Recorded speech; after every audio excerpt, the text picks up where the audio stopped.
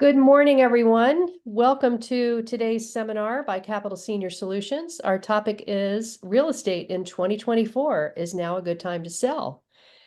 My business partner, Laura Quigley, is with me here today. And we have a small group attending today, and some of them include professionals in our industry. And we love our referral partners, but I would ask those in attendance who fit that category to limit your comments in the chat to questions related to today's topic. So again, welcome everybody. We'll go ahead and get started with an introduction about who is Capital Senior Solutions? Who are Laura and Jan? Well, we've been licensed for 19 years as realtors in Maryland, DC, and Virginia. And in 2020, we launched a division called Capital Senior Solutions that specializes in working with older adults making late in life move transitions. We took a year-long course through the Seniors Real Estate Institute in Oklahoma because we were seeking a higher level of knowledge to serve this demographic, because it's way more than just about the house. So we get involved very, very early in the process. After completing that course, Laura and I both were granted a certification known as Certified Senior Housing Specialist. We went on to get certified as senior downsizing coaches because so many people, when they start thinking about downsizing, are completely overwhelmed and just stop in their tracks and don't do anything about it. And so we're able to coach them through the process and ask questions that help them figure out the answers for themselves while they can still do so, before a crisis situation might occur. Next slide. So again, when and how to sell your home is what we're going to be talking about today. And I think we have an agenda on the next slide. Well, first, we want to talk about the fact that everyone needs support when making a move, no matter what your age is. So, and the senior category of people these days goes from 55 to 105. Life expectancy is so much longer now. But you don't have to wait till you're 70 to start making these plans. Think about it early and surround yourself with professionals that can help you. Next. So our topic today, or our agenda for today, is going to be a brief history of the real estate market. Everybody's asking this question even now, is this another housing bubble? Then we're going to talk about the types of buyers, understanding the listing and the sales process. We'll give you some downsizing tips, and then we'll talk about important documents that you'll need to assemble, not only for the home sale process, but just in general. We should all have these documents, and Laura's going to go into detail about those. So let's talk about interest rates, first of all. That's a really hot topic these days. Back in 2022, the market was insanely strong, but it weakened rapidly in the second quarter. And then when 2023 started with a recovery, it slowed down a lot in the third quarter as mortgage rates hit 8%. Now, that sounds like a lot compared to the 2 and 3 we saw previously, which is historically low. We've never, ever seen rates that low. And unfortunately, we never will again. Now, to put things in perspective, however, think about back in the 80s when interest rates were 18%. So, 8%, maybe not so bad compared to that. But between August 22 and November 23, rates rose from 5% to 7.8%, putting a huge dent in home sales volume around the country. Since November, these rates have dropped back to around 6.6 and are still hovering around that number, creating a sense of optimism that home buyers and sellers alike will begin to venture back into the market. Falling mortgage rates brought more buyers into the market in December, but they faced the same constraint that has been plaguing buyers for the past 2 or 3 years. And that is a serious lack of homes to choose from. The inventory of active listings in our area fell in each of the final 6 months of 2023, leading to an inventory of homes for sale that was 50% lower than in 2019. Imagine that. That was even pre-COVID. So we already had an inventory shortage pre-COVID, and it's continuing and getting worse, actually. But the good news for sellers is that it is very much a seller's market. For buyers, it's a little more challenging. So as listings fell for the final 6 months of the year, home prices rose. In November, home prices in the DC region increased, and the median home price increased by the end of the year, nearly 30% higher than pre-COVID. Home prices have now increased in the region for 7 months in a row. In some areas in the district DMV area, DC, Maryland, Virginia, we saw double-digit increases. And buyer demand is still very strong, and with 3 more interest rates drops predicted for 2024, it will remain strong. As I said, it's still very much a seller's market. Sellers who also need to buy and who still have a mortgage may be challenged by the higher interest rates, especially if you got lucky and refinance when rates were at 2 and 3%. So why am I telling you all this? I mentioned it's a seller's market. It's still very competitive out there for buyers. As a seller, you're in a good position because you will most likely have multiple offers on your property if it's priced and positioned correctly. The next slide. Oh, yeah. Let's go to the next slide.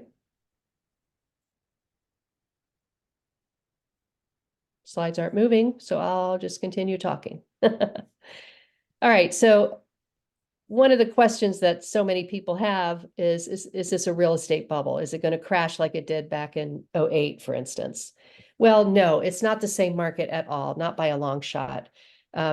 We have record low unemployment right now across the country, but especially in our local area.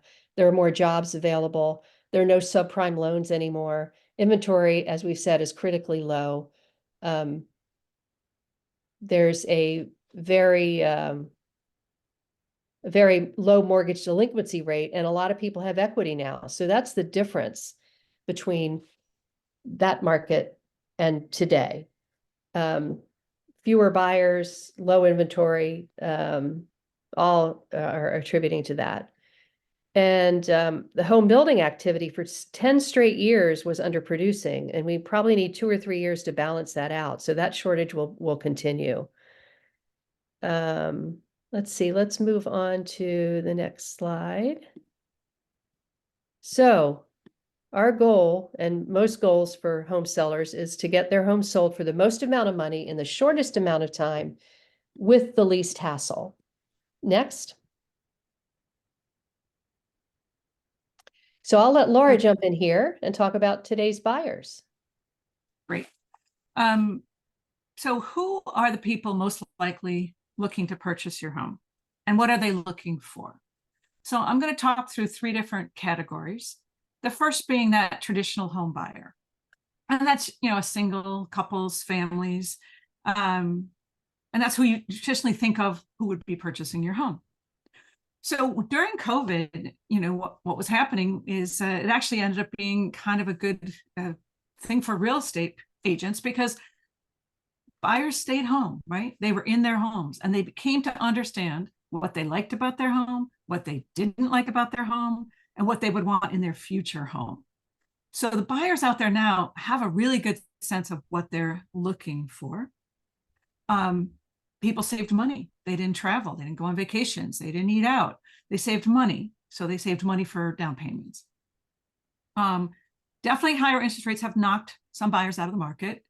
But then there are other buyers that are currently in the market concerned that what if interest rates went up again? Like, I might as well get in now and then refinance versus missing the opportunity. So these buyers, they have studied the market. They're tech savvy. What's interesting is they're not very interested in purchasing what are called fixer-uppers. They would, please go back, yeah. They would rather go into a home that is move-in ready. It doesn't have to be perfect. It doesn't have to be updated. It doesn't have to be, HGTV ready. But they want to be able to move in, live there for a while, and then make changes, rather than purchase the home and then come out of their savings to make additions and changes. They're looking for smart homes, green home features. 26% of the current buyers out there are first-time home buyers. And this number is actually lower than in the past, where more traditionally it was around 40%. And that's because they've been priced out of the market.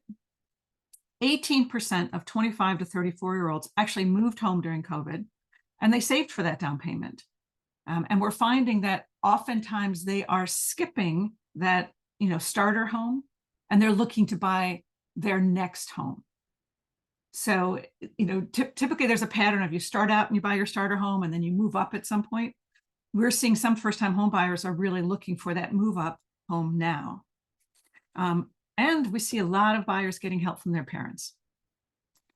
So the median age of a first-time home buyer in 2023 was 35, and the repeat home buyer was 58. So it's actually kind of baby boomers are buying that second home, the move-up home. Buyers are also getting very creative. They're looking for multi-generational homes. We see unmarried couples buying together. We see roommates coming together, singles coming together to buy homes. And people are staying in their homes longer. The average is 10 years. For repeat buyers, it's 15 years. And actually, first-time home buyers, it's about 18 years they're planning on staying in their home. So that's longer than ever. But traditional home buyers are not your only options. You also have depending on your property, you have the options of potentially a builder or an investor who might be interested. Now, there's pros and cons to all of this. And when we meet with our clients, we walk through, what their options are. The pro of working with the traditional home buyers, they may pay more money for your home, but they also may have more abilities to cancel a contract based on contingencies. And I'm going to take time and walk through what I mean by that. With builders, they may pay a lower price, but they may have a lot more flexibility on closing date. So for example, if you were selling your home and moving, let's say, for example, into a senior community or into an apartment that's under construction or getting ready, you might have more flexibility working with a builder or an investor to stay in your home longer. And the other benefit of working with a builder investor is often they'll just let you leave everything in the home. A traditional contract for a traditional home buyer has the term broom swept clean. So that means you need to remove all of your items for that type of buyer. Whereas with builders and investors, they often will let you leave everything. As I say those things, all of this can get mixed up depending on the actual buyer themselves and what they're willing to offer. There's also home buying companies out there, but they tend to price well below the market, and they tend to target crisis situations. So we're not a big fan of the home buyer companies. And if your home truly is in a poor condition where you think a home buyer company might be the way to go, builders investors would probably compete for that property and offer you a price that's more in line with what the market. So next, I'm going to talk about the listing process itself. There's a lot of information here, and I'm going to just take some time.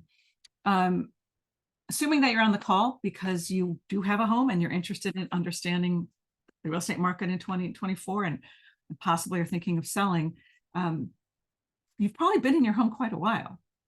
And the whole process of buying and selling a home has changed quite a bit. So I'm going to walk you through some of the things that we currently see. The typical contract that we sign currently, it's probably very, very much changed since when you bought your home, can be about 70 pages long. So there's a lot of disclosures that are required and a lot of information in the contract. So this may sound self-serving, but the first thing I think you need to do is hire a realtor who specializes in later in life moves. A move itself can be so challenging. But when you've lived in your home 10, 20, 30, 40 years, and you've accumulated a lot of items that you need to dispose of in order to move, that can become very, very overwhelming. So if you work with a realtor who understands this type of move, they're going to have their resources together to help you. So let's walk through the process.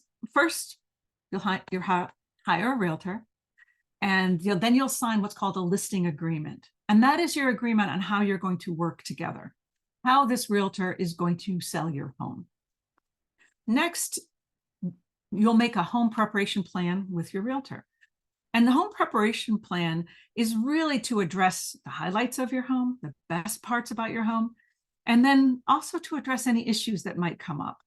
I mean, because to be honest, we live in our homes, we don't pay attention over time to the condition of our home. And kind of the example I like to use is during COVID, my dishwasher broke. And I renovated my kitchen. I have a new kitchen. So I went back to the company to purchase a new dishwasher, and I discovered that my dishwasher was 20 years old.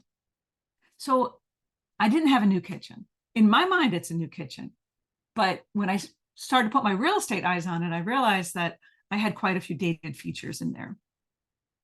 So you're going to work together. You're going to come up with a home preparation plan. And part of that will be the market that you want to try to target. Are you trying to target new buyers? Are you trying to target a builder? The next step is how to market that house. And the marketing plan is really the where, the when, and then how to promote your home. In today's market, the first time a buyer sees your home is online. That's their first viewing. It's not putting the key in the door and coming in to look. They're going to look at it online and decide whether or not they want to make that step to actually physically come to your home. So having professional photos and good floor plans that really lay out what the property looks like and a good description of what's inside the property is really important. And we work with our clients to make sure that that's perfect. So then from the next step in marketing is, so you've got it all ready. And what Jan and I like to do is we kind of have a multi-step process. And that is, the first thing is, before you're ready to go on the market, we pre-market your home within our existing brokerage. We put it into our website. We add in, we'll introduce it to other agents within our brokerage and allow them to, look at the floor plans, look at the photos, call us, ask questions, and give us feedback on what they think about the pricing and the presentation. And sometimes that might lead to an off-market offer that's compelling enough that you want to take it. But we view this as a way to really get educated about what could potentially happen selling the home. The next step is we put it into our multiple listing service coming soon status. Now, a multiple listing service is where all real estate agents are putting their listings in from every single brokerage. And this is the, excuse me, the feed that goes out to all those websites you see when you're surfing and looking at houses. So we'll put it into what's called coming soon status within our multiple listing service. Everyone can see it. People surfing the internet can see it. Realtors can see it. Their clients can see it. But it means they can't actually physically come see it yet. I like to think of it as like a movie trailer. You go to the movies, you see the trailer, you're like, oh, I really want to go see that movie, but you can't yet. You have to wait. And if we know the date that the house will be ready, we'll put the date and say that as of, let's say a week from Friday, this house will be available to be viewed. People can start, agents can start making appointments. And we'll know very quickly, if we have a lot of appointments, this is going to be a pretty hot house. Then we do the final launch. And that is, we launch it live to the public within the multiple listing service. And that's when, depending on your situation and what you want, we'll talk about open houses, whether or not that's something that we need to do or want to do. So that was a lot of information, and I'm certainly happy to answer any questions if anybody has any at this point, or we can just keep going. I think we should go. Okay. So you've gone through the process of preparing your home. You've put it on the market. And the question is, what happens next? And here's some of the questions that we typically get. But so the first thing what happens next is negotiating that offer. What'll happen is, you can only sell your house once, right? But you may have more than one person interested in purchasing your home. So depending on the level of interest, depending on if agents are submitting offers, we'll work together to come up with the best scenario for you. And it may mean we'll set a deadline when offers are due, or it may mean that a really good offer comes in and you just want to take it and be done, with this process. So once we negotiate the offer and we sign the offer, people are always, the next question that always comes up is, how long is this going to take? Like, for example, how long is my house going to be on the market? And that will be very market specific. So we'll do an analysis of your property, your condition, your price, your neighborhood. what other houses have sold for, how long did it take them on the market? And we'll put together an analysis for you to give you a sense of how many days can you expect people will be coming to look at your home before you might get an offer. And then once you have that offer and you've gone under contract, the next question is, how long does it usually take before we've gone to the settlement table and that home is no longer mine? Assuming that most buyers are looking to get mortgages, I usually say estimate about 30 days from the time you go under contract till you go to closing. But that can be shorter or longer depending on the offer that you've accepted. Laura, can I add something here? I know we were talking about timing, but a lot of this will hinge on the pricing as well. And we've been talking about how much of a seller's market it is. Well, if your home is on the market more than a few days or a week, then there's something is amiss. And what I want to say about pricing is gone are the days where you price high and allow for wiggle room, because the buyers are going to drive the price up if they see the value in the home. If we present it properly and make it look like it came out of a magazine, we should have lots of interest. But the pricing it needs to be very, very strategic. You can't necessarily look at what the last comparable sale sold for, because if there was high demand, the buyers drive that price up. So you have to be careful about pricing it for the market and not overpricing. That's the only reason in a seller's market that something would sit there for more than a week or two and not sell in a shorter period of time. Gloria, you have a question? Yeah, I have a question about comparables. Sometimes I see online listings about comparables, and they don't at all appear to be comparable to me. How is that done? Well, I'm not sure which sites you're seeing that on, but your best source for good comparables are a real estate agent who can actually help compare apples to apples. You know, you're looking at home style, number of bedrooms, baths, square footage, location is a big thing, of course, yard, parking, there's so many elements, but it's important to compare apples to apples. Sometimes that doesn't happen when you're looking at comparable sales, for instance, on a public website that's not through a realtor. I think that is the best way for me to describe it. Laura, would you add anything to that? Yes, what I would add, Gloria, too, is not only are we going to look at what's in the multiple listing service, but we're going to look at the tax records for your community. Because, for example, some homes are being sold off market. So there will be no data in that public market space. Also, we'll look to see if a builder purchases a home, that tends not to show up in the MLS, the multiple listing service. So we're going to take a look at that. And so we can have a really comprehensive look at your neighborhood and to understand what has sold. And if, you know,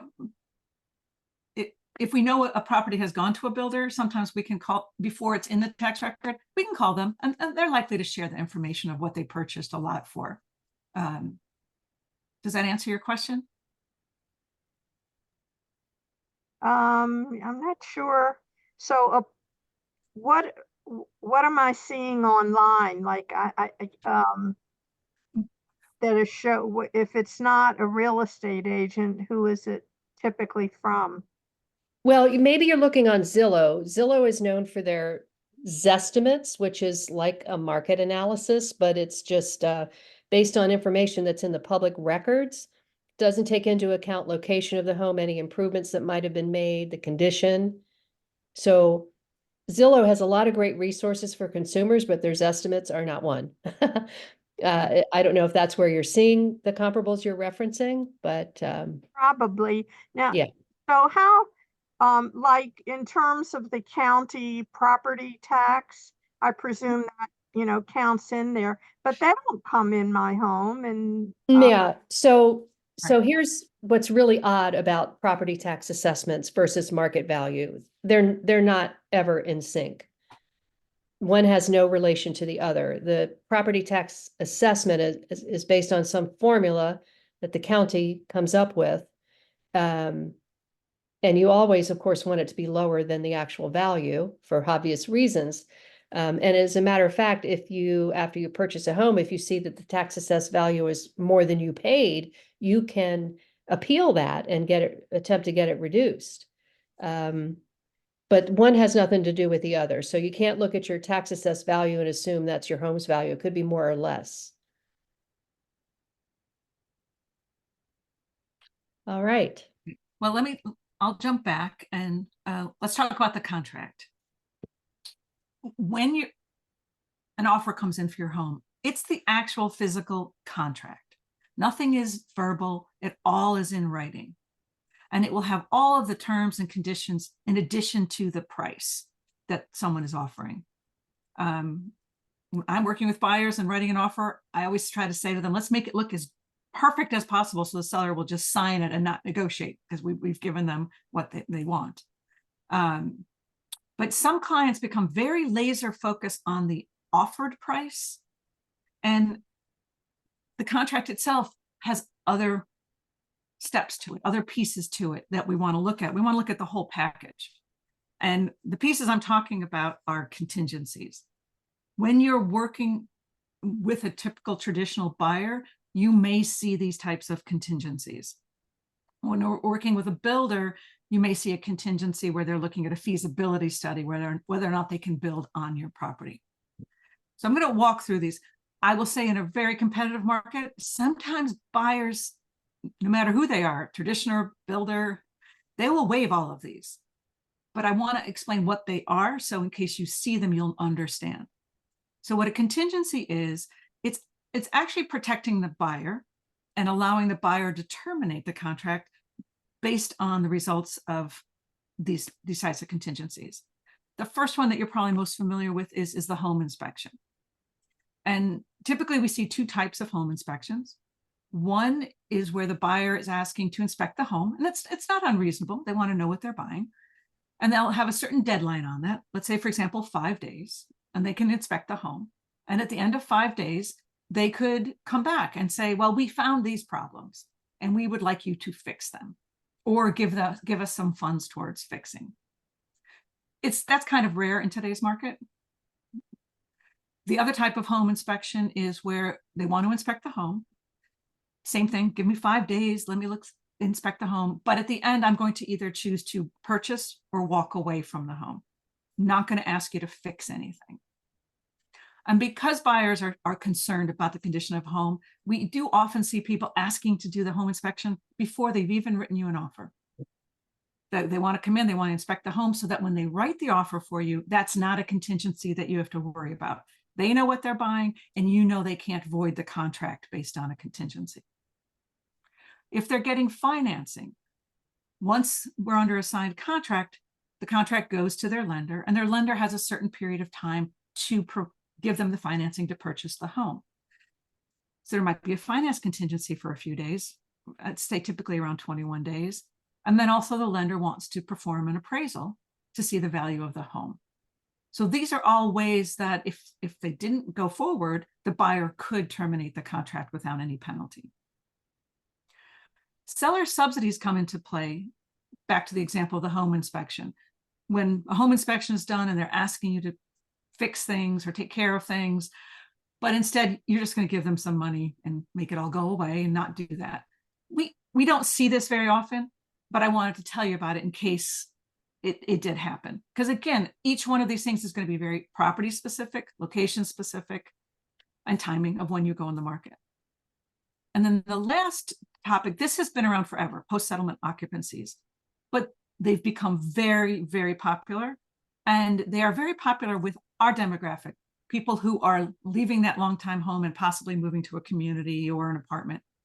Because what a post-settlement occupancy is you've sold your home and the buyer has agreed that you're going to go to settlement and they now own the home, but they're going to allow you to stay for a certain period of time.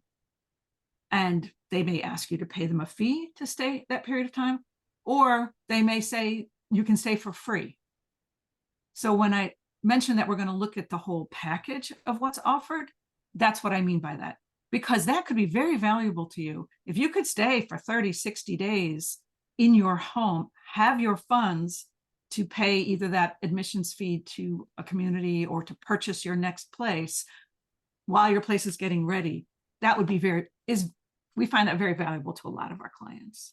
I just wanted to mention something here.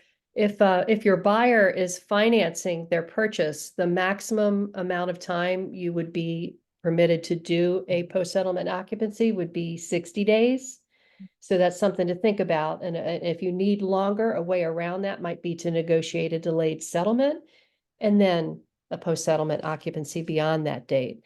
If it's a builder or someone paying cash, it's limitless, as long as they're willing to let you stay. I had one case a couple years ago where the builder let the family stay for, I think it took 4 months before they got the call from the community that they had a room, an apartment for them. So it's very useful. Okay. Well, I think we can move on from here. I think the next is to talk about the stuff, Jan.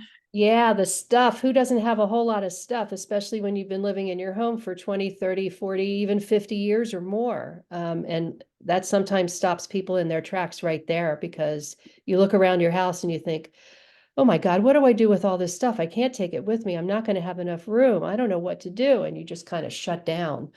But I guess the moral to the story is to start small. How do you eat an elephant? One bite at a time. How do you start downsizing your home? One drawer at a time, one closet at a time.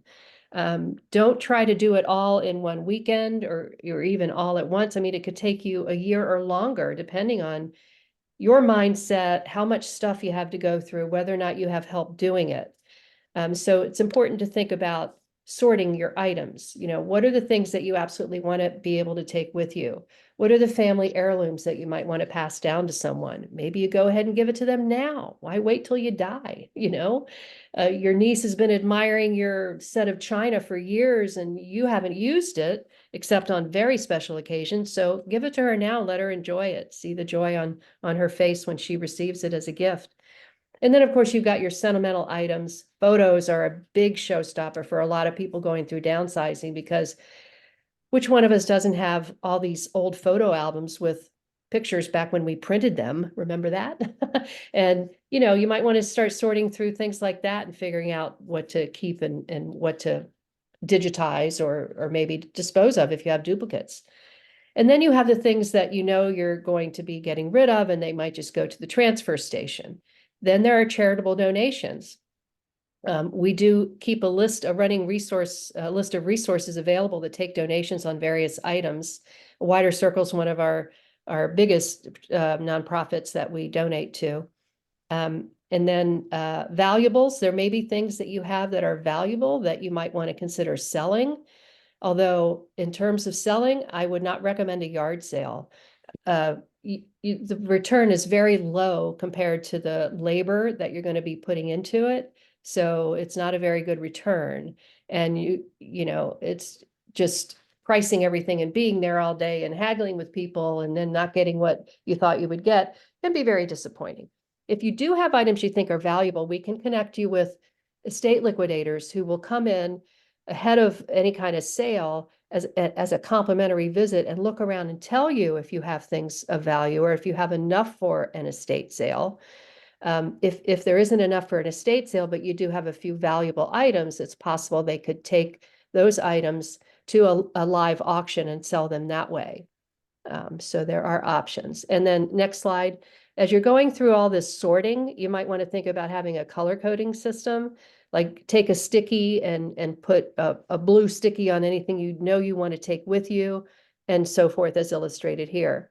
Another great resource for this downsizing process, rather than doing it on your own, is to consider the services of a professional move manager. And I'll tell you what they provide you, but what I want to say is that often family members and adult children will say, oh, I can help you. I'll help you sort through everything in the house. Well, they have good intentions, but most of them have families of their own and full-time careers and hobbies and so forth. So unless you've got 2 or 3 years to go through this process, you might consider getting some professional help with it. A professional move manager is a company that can come in and help you sort, label, and pack, help you get items to be donated to that donation point, help ship items to family if that's needed. They'll help you by getting the floor plan for your next home and help you determine what's going to fit and where it will be placed. And then they'll actually get you moved, unpacked, hang the pictures, put the linens in the closet, get the dishes put away. So when you walk in, everything's done for you. So it can be overwhelming, and to have professional help with this process so that your move is smooth and stressless makes a huge difference. Next slide.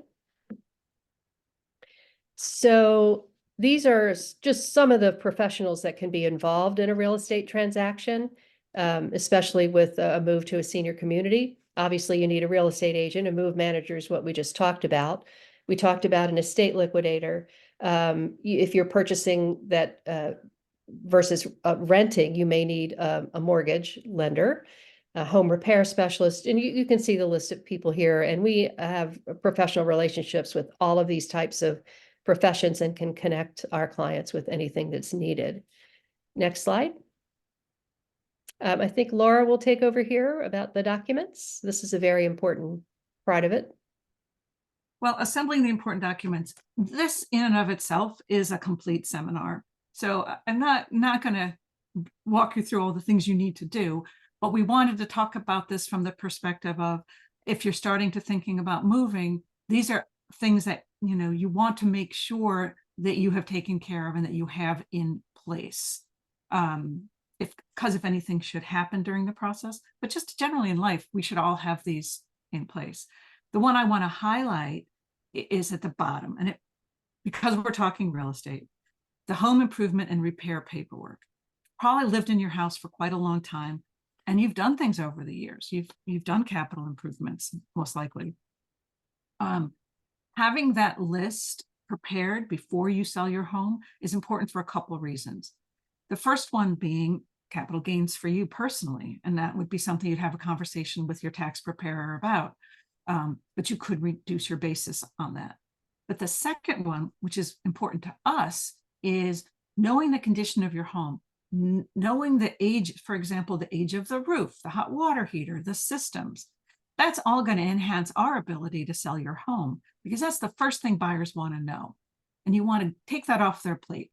If they buy a house and don't know it's a new roof, they're just assuming maybe I have to get one.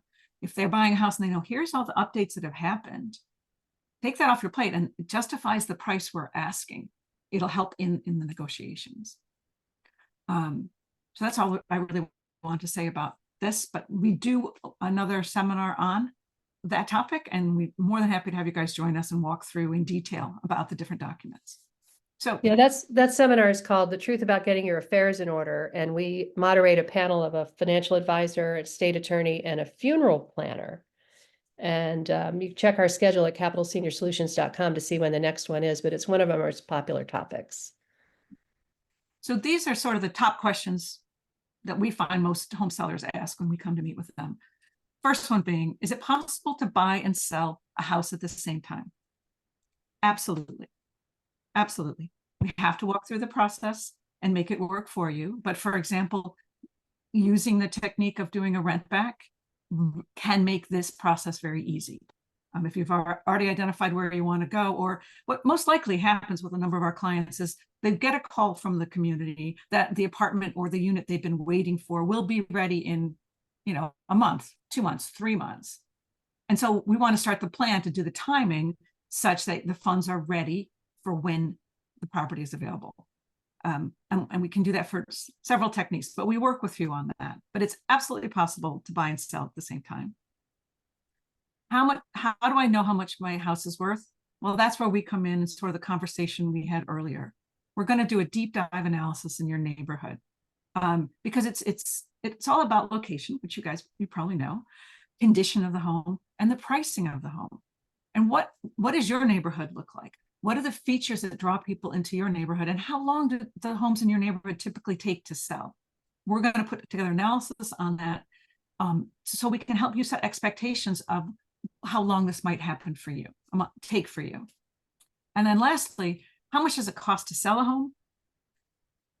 Again, once we've settled on a price for your home, that we feel is reasonable and that you feel is going to meet your needs, we'll prepare what's called a draft settlement statement and walk you through the expenses of selling a home.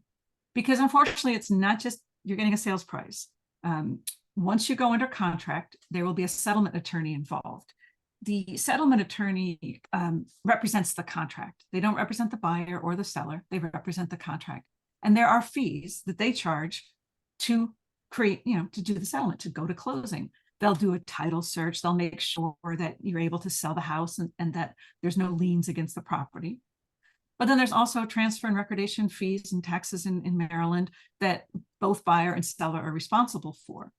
So we'll prepare a settlement statement so you have a pretty good idea of what, assuming that you get the price, what your costs will be. I typically tell sellers budget around 9 to 10% of the sales price.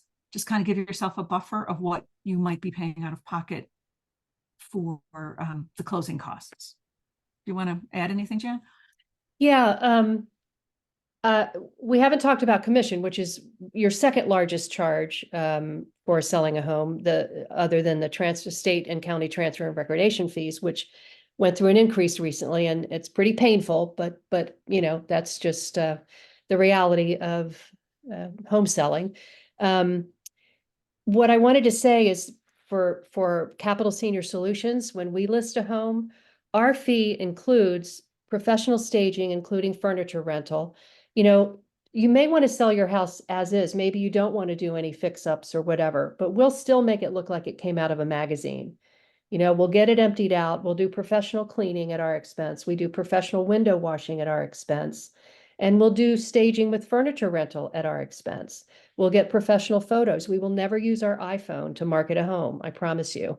We'll get professional photos and a floor plan so people can see the flow. And even if you've got wallpaper in every room and dated kitchens and bathrooms, we'll make it look beautiful enough that people will want to come in the front door. Any questions so far? Well, what is the percentage commission? Well, that's always negotiable between the broker and the seller. So there isn't any sort of set number. And they're certainly not regulated or mandated. I would say the most common you will probably see is 6%, and that's shared between the listing agent and the buyer agent.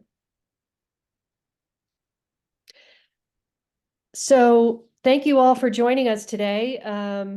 I think some of you here have been to our seminars, which we've been doing for a couple of years now. And then we also host a free Downsizers Club on the first Friday of every month at 11 a.m. on Zoom. We have kept it on Zoom now because we at this point have members from all over the DMV. And rather than having someone drive from Virginia to Chevy Chase, we just keep it on Zoom. It's a great small support group to discuss the challenges and opportunities that you're going through when you think about downsizing. And you can find a complete schedule of our seminars and our opportunities to sign up for the Downsizers Club meetings on our website, capitalseniorsolutions.com, on the seminars page. And there's also a video library there where you can see recordings of various topics that we've presented over the last couple of years. Anything to add, Laura?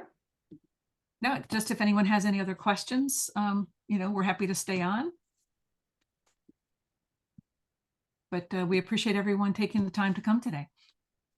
Yes, and this recording will be on our website probably by tomorrow. So, Gloria, nice to have you here. Alex, thank you for hopping on.